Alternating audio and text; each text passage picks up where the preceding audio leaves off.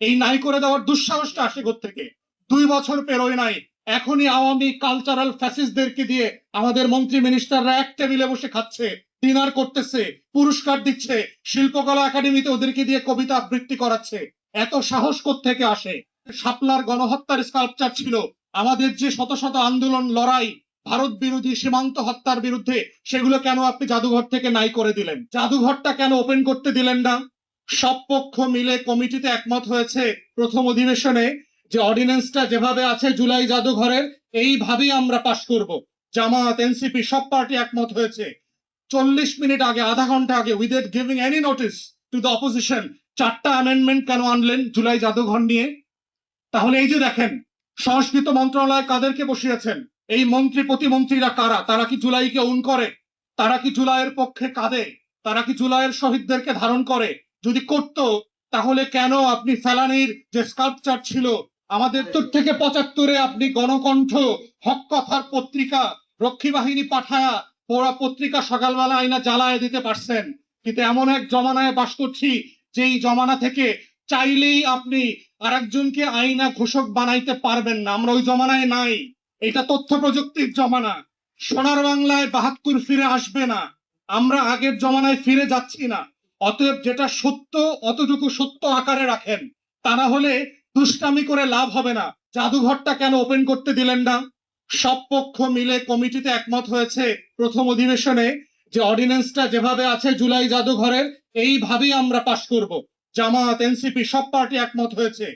40 minute আগে, আধা ঘন্টা আগে, without giving any notice to the opposition, 4টা অ্যামেন্ডমেন্ট কেন আনলেন জুলাই জাদুঘর নিয়ে? তাহলে এই যে দেখেন, সংস্কৃতি মন্ত্রণালয় কাদেরকে বসিয়েছেন? এই মন্ত্রী প্রতিমন্ত্রীরা কারা? তারা কি জুলাইকে উন করে?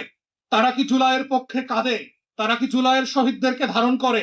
যদি করত, তাহলে কেন আপনি ফেলানির যে স্কাল্পচার ছিল, আমাদের যে শাপলার গণহত্যার স্কাল্পচার ছিল, আমাদের যে শত শত আন্দোলন লড়াই ভারত বিরোধী সীমান্ত হত্যার বিরুদ্ধে, সেগুলো কেন আপনি জাদুঘর থেকে নাই করে দিলেন?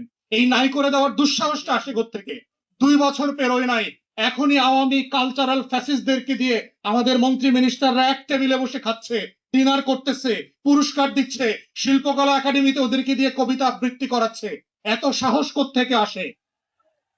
একটা জিনিস মাথায় রাখতে হবে, জুলাই নিয়ে খেলনার বাস্তবতায় আমরা নাই।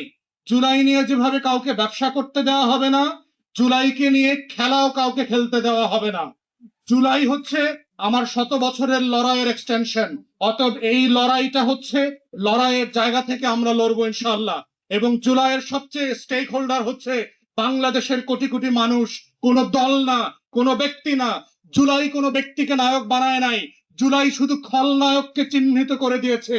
কারা এই রাষ্ট্রের শত্রু, কারা আজাদিকে বারবার নাই করে দিতে চায়, কোন দেশ, কোন বর্গ, কোন কোন ব্যক্তি এবং কোন কোন সত্তা, সেই সত্তাকে চিনবার মধ্য দিয়ে, তাকে লড়াই করবার মধ্য দিয়ে, বিকল্প হাজির করার মধ্য দিয়ে বাংলাদেশের আগামীর বাংলাদেশপন্থী রাজনীতির যে গোড়াপত্তন হয়েছে, এটাই হচ্ছে জুলাইয়ের ভ্যানগার্ড। তারা কালেকটিভলি সারা বাংলাদেশকে নিয়ে আগামী দিনের সেই লড়াইটা করবে। তাই ইনকিলাব মঞ্চকে আমরা ধন্যবাদ জানাচ্ছি এবং আহ্বান জানাচ্ছি দেশবাসীকে নিয়ে পাড়ায় পাড়ায়, মহল্লায় মহল্লায়, তরুণদের কাছে আমাদের এই ইনকিলাব এবং আজাদির চৈতন্যকে নিয়ে চলে যেতে হবে এবং বুঝাইতে হবে এই রাষ্ট্রের স্বাধীনতা, সার্বভৌমত্ব রক্ষা করবার একমাত্র শর্ত হচ্ছে ভিজিলেন্সি। যখন কালেকটিভলি অ্যাজ এ নেশন আমরা ভিজিলেন্ট থাকবো, পাহারাদার থাকবো, আমাদের সীমান্তে যেভাবে বাবুল কাস্তি কাস্তে হাতে নিয়ে হাজার হাজার লোক বিজিবি জওয়ান এবং সদস্যদের সাথে সীমান্ত পাহারা দিচ্ছে, আমরাও বাংলাদেশের কেন্দ্র থেকে পেরিফেরি পর্যন্ত প্রত্যেকটা পাড়া মহল্লা আজাদির জন্য পাহারাদার হয়ে যাব, সিপাহীন হয়ে যাব, বরকন্দাজ হয়ে যাব। ইনকিলাবের পক্ষে সেই লড়াই চলছে এবং চলবে।